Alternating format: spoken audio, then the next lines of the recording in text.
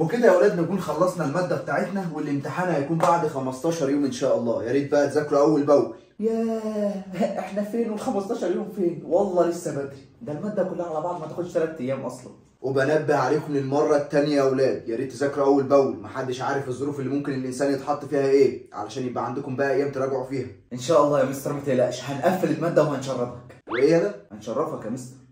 بس انا سمعتك على فكره، انت قلت هنشردك. انا يا مستر انا اغلط في حضرتك، وانت اللي معلمنا انت، وانت اللي هتنجحنا انت. خلاص يلا اتفضلوا روحوا استعدوا للامتحان، عاوزكم ترفعوا راسي. هنشردك باذن الله يا مستر. ان شاء الله. يا مستر انا كذا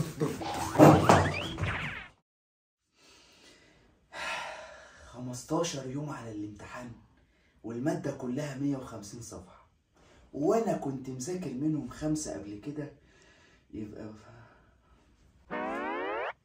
150 ناقص 145 صفحه. يا على المتعه، ده انا هخربها بابجي وفرجه على التلفزيون لحد قبل الامتحان ب3 ايام بس.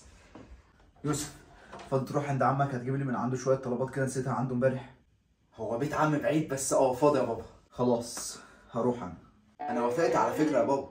ما انا عارف، بس افتكرت ان انت عندك امتحانات ومفروض تقعد تذاكر، وعلشان ما تجيش بعد كده تقول اصل انتوا كنتوا بتوديني مشاوير كتير. عندك حق يا بابا، انا كنت هعمل كده على فكره. طب ذاكر بقى يا حلو عشان ما تتزنقش زنقه الكلاب، ها فاكرها؟ ايه كل المواد دي؟ انا مش فاهم اي حاجه، ما انا كان قدامي 3 اسابيع بحلهم، ما ذاكرتش ليه؟ ليه؟ يا رب انجح بس السنه دي واعدي صافي من غير اي ملاحق، ووعد السنه الجايه هلتزم واذاكر من اول الترم والله. لا مش فاكرها خالص. براحتك، يوم الامتحان يكرم المرء او يهان. ايه الدلع ده يا جدعان؟ يعني انا هفضل قاعد كده، لا دروس ولا مدارس ولا مذاكره ولا حتى مشاوير؟ ده انا بقى هعمل كل اللي نفسي فيه. ننام بقى. خلي بالكم انا سامع صوت رجلين، في حد داخل علينا، بيقرب يا ابني انت بني ادم براس معزه. لا مؤاخذه يا جدعان، ده طلع ابويا يتمشى في الصاله، انا هقفل بقى دلوقتي. فيا يا بابا حركتني قدام صحابي. والله وانت من امتى بتحس راس معزه زعلتك قوي؟ لا انا على بني ادم. ما في اب محترم يقول لابنه بني ادم؟ لا انا مصدوم بجد. انت عاوز تشلني يالا؟ بعد الشر عليك يا بابا طبعا. انت عاوز تجيب لي جلطه؟ ما اقدرش، بعد الشر عليك يا بابا. انت عاوز تجيب لي سكته قلبيه؟ انت مش بترد تقول بعد الشر عليك ليه؟ انت عاوز تجيبها لي بجد ولا ايه؟ لا طبعا، انا قلت استناك تخلص بعدين اجمعهم كلهم واقول لك بعد الشر عليك مره واحده. بعد الشر عليك. انت يالا مش المفروض عندك امتحانات ومفروض انك تقعد تتنيل تذاكر دلوقتي؟ ما انا كنت بفرج عن نفسي شويه يا بابا. هو انت لحقت تذاكر حتى؟ ده انت لسه جاي من بره وهدومك لسه ما قلعتهاش وقاعد بتلعب. طب لو غيرت هدومي اجي اكمل لعب؟ ده انا اللي هلعب في وش اهلك سودوكو دلوقتي لو ما قمتش تذاكر يا ابني. خلاص هذاكر اهو لما نشوف اخرتها معاك. الحمد لله لسه ما متش. طب كده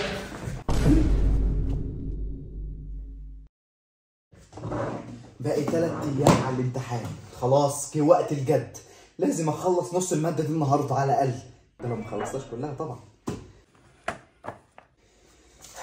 خلينا بقى كده نسخن بدرس سهل ولا ندخل على الاسئله على طول؟ احنا نحل مره واحده، مفيش وقت للمذاكره. ايه العبث ده؟ وانا رائد فضاء؟ ها خلصت كام ماده؟ مش نكته؟ لا انا قاعد بحل اسئله اهو يا بابا. تمام انجز بقى عشان تدخل في الماده اللي بعدها على طول.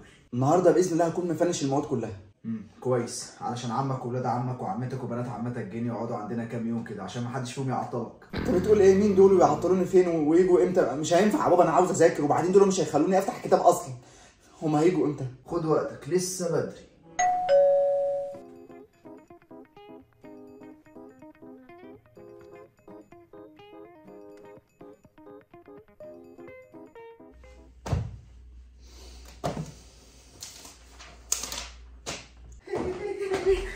يوسف ولاد عمنا جم بره وهنلعب مع بعض، تعال سلم عليهم. امشي يا اوفا من قدامي، انا ما صدقت اقرا اول كلمه، ولو سمعت نفس واحد فيكم هقوم اضربكم بالجزمه واحد. خلاص يا عم اهو. انا لازم اذاكر. خلاص الامتحان بعد 3 ايام. ابدا منين؟ انا مش قلت لك اطلع بره يا حياه؟ يا ايه؟ حياتي. تعالى اطلع سلم على عمك وانزل هات شويه طلبات لامك عشان نطبخ لعمك واولاده. حاضر يا بابا، بس يعني دقيقه واحده وهاجي وراك. يلا مستنيك بره. انا اسلم على عمي واجيب الطلبات لماما بسرعه، واجي اقعد الم الماده دي بسرعه في اي وقت باي طريقه. يلا يا الماده دي. يوسف يا حبيبي، ازيك؟ عامل ايه؟ وايه اخبار مذاكرتك؟ بتذاكر ولا لا؟ قول لي بتلعب ولا لا يا عمي؟ ده انا الكتاب مش بيفارق ايدي. باين. اصل يعني انا خايف لا ندوشك يا ابن اخويا، بس بص ما تقلقش، اصل انا ولادي مثل يقتدى به في الادب. انت يا ولد العب بالنوع يا حبيبي. كنا بنقول ايه؟ ما كناش بنقول. هاتي ورقه الطلبات يا ماما خلينا اخلص.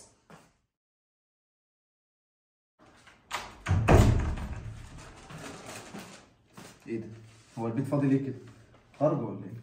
ماما انا جبت لك الطلبات اهي على السفره.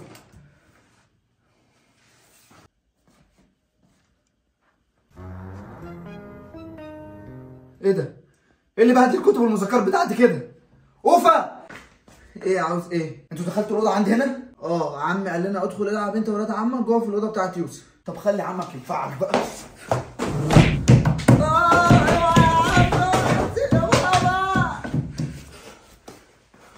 طب على فكره بقى ما وجعتنيش ومش هتعرف تعمل حاجه. ها يا ابني.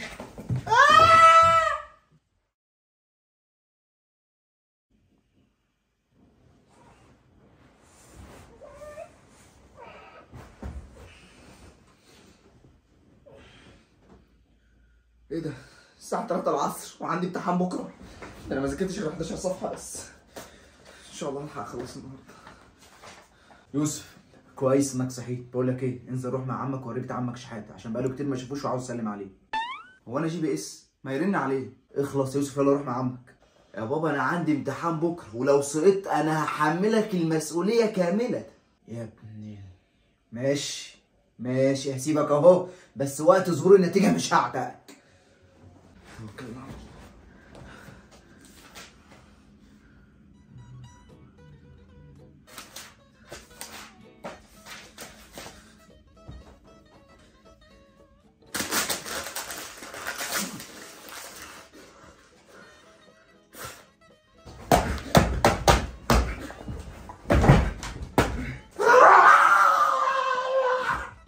$2,000 years later.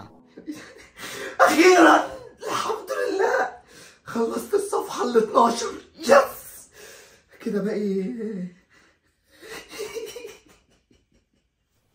يوسف يا حبيبي بقول لك ايه، مرات خالك جايه لنا النهارده كمان ساعتين كده وهتاخد الاوضه بتاعتك علشان تنام فيها. وانا انام فين؟ في البانيو يعني ولا ايه؟ مش فاهم. تصدق حلوه الفكره دي؟ ماشي كويس خلاص، فضل الاوضه دي بقى بسرعه قبل ما ايه هو ايه اللي كويس يا ماما؟ انا عندي امتحانات بكره ومش هسيب الاوضه بتاعتي لحد. انا كنت عارفه انك هتتعبني معايا. انا بقى هجيب لك ابوك. وربنا ما حد ياخد سريري مني. انا يا حاج يا حاج.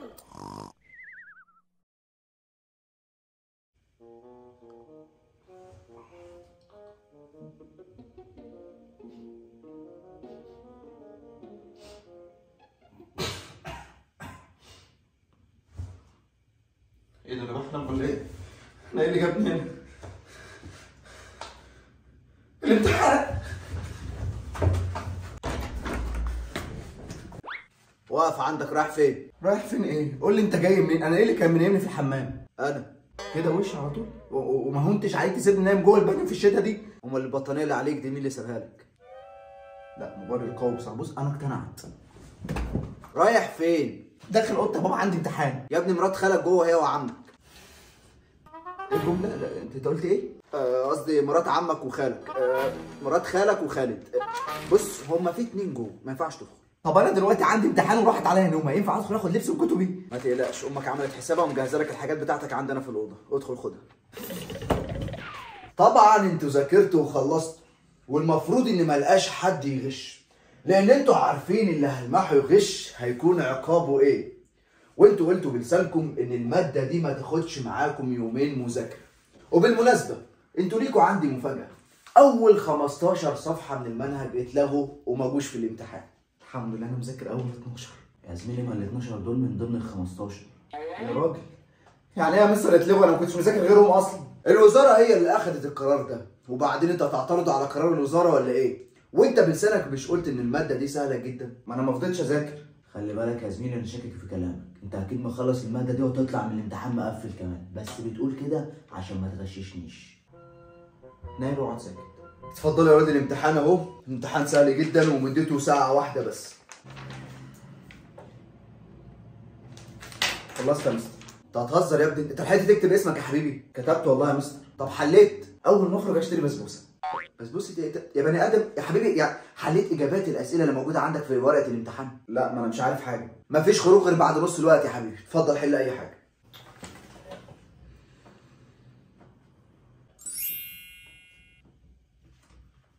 وتقول لي انا كنت قاعد بذاكر؟ ده انت القلم قرب يشطب من كتر اللي انت بتكتبه.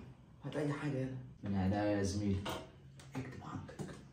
صح صح صح، غلط صح، صح غلط صح. ها اللي بعده. والله يا ابني انا مش عارف كنت هعمل ايه من غيرك يا زميلي. ما تقولش كده يا زميلي، عيب عليك، ده انا رقبت ليك. بس ايه يعني بقيت تذاكر مره واحده؟ انا فرحت لك على فكره. هذاكر ايه يا زميلي؟ انت تعرف عني الكلام ده؟ يا ابني ما تقولش كده عليا انا برضه. امال كل اللي حليته في ورقه الامتحان ده ايه؟ لا ده عشان ما اسيبش الورقه فاضيه بقى. هو انا عبيط؟ لا استنى لحظه، يعني انت كده في كام سؤال حليته بالبركه؟ كام سؤال؟ لا يا عم. الحمد لله يا اخي وقعت قلبي. ده الامتحان كله.